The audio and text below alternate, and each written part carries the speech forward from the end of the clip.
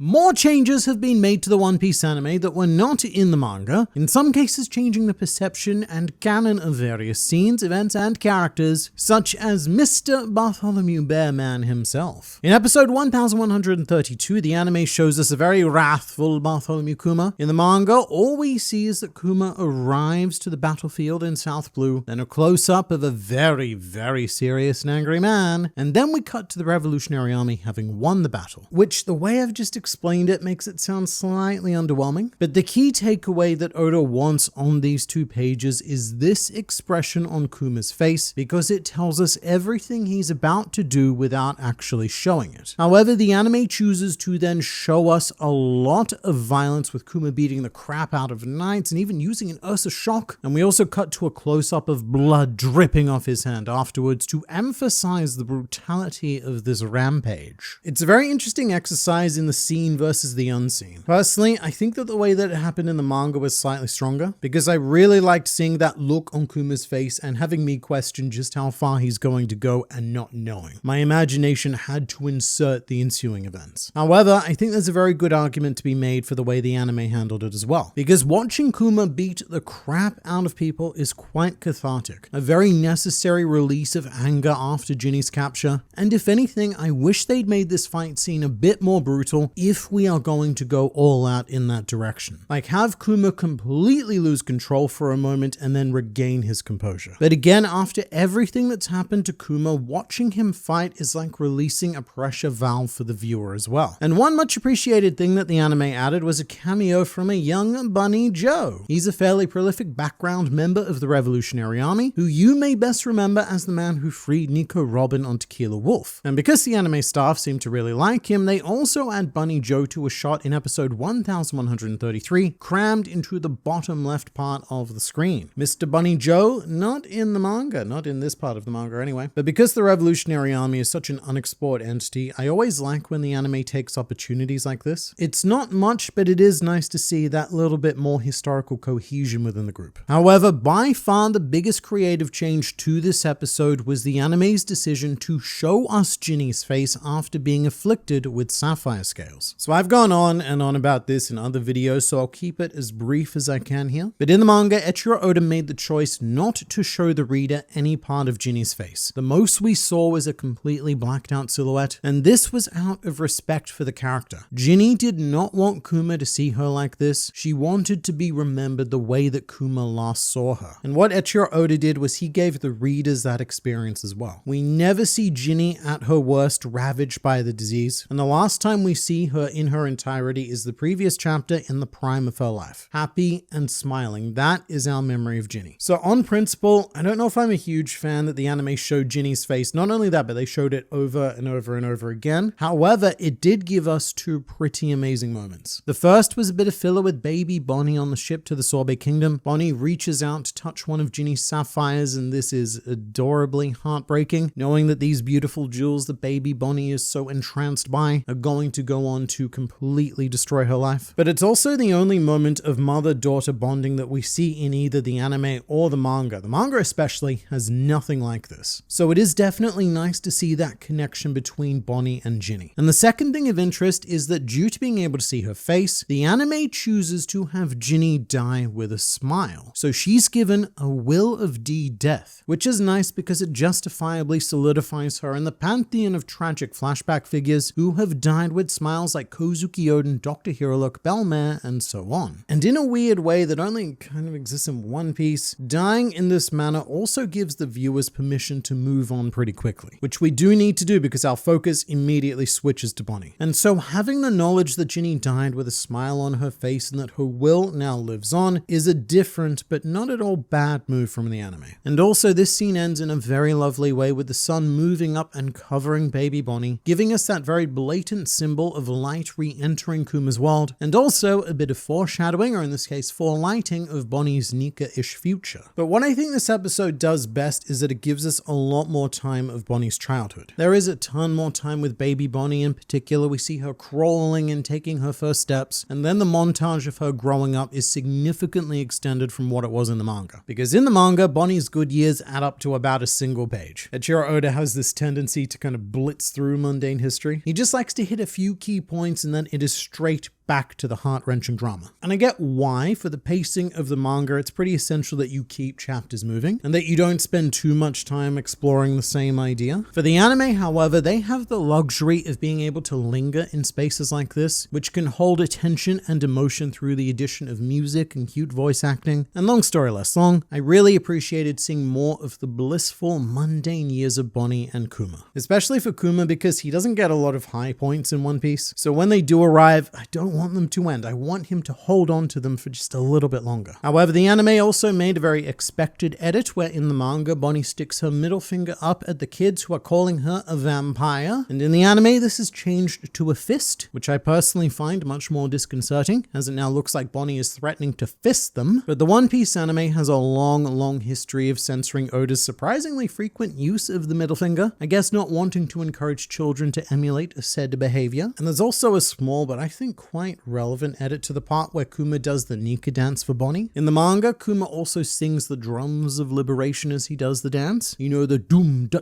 da da. But the anime leaves this out, and the scene has the classic One Piece bar party music playing over it, which, classic as it is, I've been listening to it for more than 2 decades now, I think it's pretty lazy. And One Piece desperately needs some new music that wasn't made in the 90s. And maybe this has something to do with the Japanese professional animator who came out and said, I think Toei should fire the One Piece sound team immediately. It's unprofessional work. However, there is lots and lots of professional work happening in episode 1133. In the beginning, there is an added scene of a child with her father screaming for her mother, who is assumedly dying in the fire started by King Bakori in order to conjure his own great terminal incident. And this is a really fun example of what I call compound filler, because this was constructed as a deliberate parallel to the anime-only scene where Kuma's mother is taken away from him and his father. And it's later revealed in a flashback that Kuma actually went back to the fire and ended up saving this child's mother, thus saving this little girl from having to walk down the same path of tragedy that Kuma himself did. So to me, this is filler done right, as it directly adds to the overwhelming rage that Kuma feels when he's attacking King Bakori's palace. In the manga, Kuma's motives are understandable because Bakori, well, he's being a bit of a dick. But the anime takes that extra step to make this a personal connection for Kuma. The idea that this wasn't just an attack on the people of the Sorbet Kingdom, it was a threat to put every child in the kingdom through the hell that Kuma himself has been through. And so I think it makes a lot more sense as to why Kuma fully cracked here than it does in the manga, because this is his personal trauma being reactivated. And the way that Kuma is attacking Bakori is almost like he's attacking the world nobles who killed his family. So I think that's a big win for the anime here. And with King Bakori himself, there's a couple of extra notes, literally extras, as there are 4 new background characters created for this episode, being King Bakori's creepy smiling guard dudes, all of which remind me a bit of Nanika from Hunter x Hunter. And it's almost as if they're wearing masks, like a Commedia dell'arte mask denoting an archetypal kind of character. So Bakori is just surrounded by these hollow caricatures, and it does a very good job of removing all humanity from these people, carrying out the slaughter of civilians with these twisted false joy boy smiles. And when Kuma does attack, Bakori fires at him, which didn't happen in the manga. And apparently, according to the anime, Buccaneer bodies are completely bulletproof. In fact, even Kuma's clothes are bulletproof because Bakori's bullets bounce right off the fabric, which isn't very consistent with how Buccaneer bodies function in the world of One Piece, especially because Kuma's father was killed by a single bullet, and Kuma himself was pierced by a fairly generic arrow on God Valley. So mate, as cool as it is to make Kuma look like a man of steel here, I don't think this is a very well thought out piece of filler. Unlike the scene where Bakori returns with the Marines. As is pretty standard for Oda with Kuma, and as we're used to through these videos now, a lot of the action here takes place off screen in the manga. We just see the ships, we then see a close-up of Bakori, then Kuma, and we immediately cut to the aftermath of the ships having been destroyed. And something I do quite appreciate here is that the anime decided to invest in a short but extremely well animated sequence of Kuma jumping into the air, conjuring a shockwave and delivering it it. Typically, I'm not a huge fan of anime-only action, because throughout most of the history of One Piece, it tends to be extremely lackluster. One, because they don't have the manga to use as a storyboard guide, and two, because filler historically needs to be added as cheaply as possible. And action scenes don't really go well with low budget, so it mostly just ends up looking a bit garbage. Not in this case though, because the anime has really stepped up its game with original action sequences of late, dedicating time, money, and talent to what has been, for most of its run, by far its weakest area. And they also added a couple of reaction shots to this sequence, with the standout one being this Marine looking up at Kuma in the air. And look, there's no confirmation of this, but I am convinced that this is a reference to that meme of Willem Dafoe looking up, because this image it's just so specifically detailed that I think that someone at Toei Animation was just having a bit of fun. And as we move on, we have a young Bello Betty appearing in episode 1133. And something that I forgot to bring up in the previous video is a very confusing question that we had as fans reading the manga at the time. When chapter 1097 came out, we had that group shot of the Revolutionary Army, and in the bottom right, you can see a woman who was suspected to be Bello Betty, the eventual commander of the East Army. And the anime confirms that this is indeed Bello Betty. However, there's actually an Oda inconsistency here, because this doesn't match up very well with the timeline. Because Bello Betty in our current time is 34 years old, and this event took place 22 years ago. So Bello Betty in this manga panel, and subsequently this anime screenshot, would be 12 years old. So in this appearance, she's supposedly the same age as Jewelry Bonnie is in the modern day. And I know that this is anime we're talking about, but there is nothing you can say to convince me that this fully grown woman is a 12-year-old. At least not again. We've already done that once with Bonnie. And what it took to make it work was one of the most overpowered magical fruits in all of fictional existence. And look, sometimes, I don't know if this is just me in my headspace, maybe it is, but you let me know if you saw this as well, because there's part of the scene where Kuma brings Bonnie to see Vegapunk, where Vegapunk is marveling at Kuma's body, and not only staring right into his crotch, but also pretty blatantly grabbing it. And because Vegapunk always has his tongue out, it looks like the beginning of some very cursed yet creative Rule 34. Although a couple of rules are broken in episode 1134. Quite a bit of filler in this one, mostly these small dialogue extensions. For example, Saint Saturn's dialogue is extended by having him speak to Vegapunk before issuing the conditions to Kuma, and they have this brief back and forth about the impact of using Kuma's body for the Pacifist Project, with Saturn sharing his concern about the perception of using a world-renowned criminal as the face of their peace program. And this is a very cool little addition actually, because it very much highlights the differences between Saturn and Vegapunk in the realm of science, with Vegapunk being portrayed as the more pure scientist, completely unconcerned with the symbology and politics of Kuma. All he cares about is that the science lines up, and there will never be a better candidate to bring this science to life. Meanwhile, Saint Saturn cares a lot less about the science itself, and more about how that science can be used as propaganda for the world government. So it's a small but good addition, I think. Sometimes anime original dialogue can feel a bit empty and hollow, because you can just feel that it's written for the sake of adding time to the episode rather than for the sake of adding substance to a character. And thankfully, this is a case of the latter, because it gives us more insight into the dichotomy of Vegapunk and Saint Saturn. But during the scene, there is also a short cut to a filler section of Bonnie running through the lab. And this one I'm much less a fan of, because it gets inserted in between Saint Saturn stating his conditions and Kuma agreeing to the conditions. In the manga, we pretty much cut straight to Kuma agreeing with tears of joy, because even though he's been asked to do something so horrific, it is such an easy decision for him if it allows Bonnie to live. And I personally like how quickly Kuma is able to make this decision. And the anime artificially extends this by cutting to Bonnie running through the lab, as I just said. And other than to fill for time, my guess as to why this was added would be to remind audiences of Bonnie and have her cuteness fresh in our heads when Kuma agrees to give his mind, body, and free will to save her. But it feels a bit superfluous to me, and more that it takes something away from the original scene rather than adding a layer on top. However, an amazing example of adding to a scene comes right after this. In the anime, there's an awkward moment where Kizaru comes out of the negotiation room and Sentomaru sees him and yells, "Ojiki!" But Kizaru just says nothing and walks away. This is not in the manga, but I really like it because the anime are making a pretty solid attempt to humanize Kizaru a lot more than the manga did. And here it is showing just how affected he is by witnessing Kuma's decision. And it also builds on the Kizaru-Sentomaru relationship, which is definitely definitely not as well explored in the manga as I would have liked. And something else I loved about this episode is that later on, the anime adds a section of Kizaru pressuring Sentomaru to get up and do the Nika dance with everyone, which is such a great little moment, as is the close-up of a genuinely happy Kizaru, the happiest he's ever been and probably ever will be in his life. So the anime is definitely giving Kizaru a lot more nuance. It's allowing viewers to like him a lot more. In the manga, he was much more of a stonewall. You can almost never tell what he's actually thinking or feeling until right at the end of the arc. And knowing that it exists, I really do like seeing the softer side of him. Something else the anime's done quite well has been adding to the Sentomaru and Bonnie relationship in general. In the manga, what we see of them is more or less a couple of background drawings of Bonnie annoying him, but this episode does quite a bit to fill those gaps and show us that begrudging love that Sentomaru has for this supremely annoying yet adorable child. And that in turn adds a lot to the extremes that Sentomaru goes to in order to save Bonnie in the modern day. And quite possibly the most intriguing change of this episode to me comes with the reaction of the Whitebeard pirates to the news of Bartholomew Kuma being announced as a warlord of the sea. And this is because Jinbei goes all the way here and actually name drops Hanafuda, who was the former warlord of the sea defeated by Ace, and who also happens to be the father of Ulti in page 1. Very few people know any of this, even manga readers, because it's not actually in the manga. We only know that this guy exists thanks to the SBS question and answer segments, and so when this scene happened in the manga, Hanafuda was definitely not named because he had yet to be revealed at the time. And I was hoping that the anime might actually take this as an opportunity for some filler and maybe animate a short section of Ace and Hanafuda fighting. Unfortunately not, but weirdly enough, this is the first time that Hanafuda has been mentioned in a version of the main story, so that's definitely a fun addition to the anime, although one that's probably going to do nothing but confuse the anime-only watchers.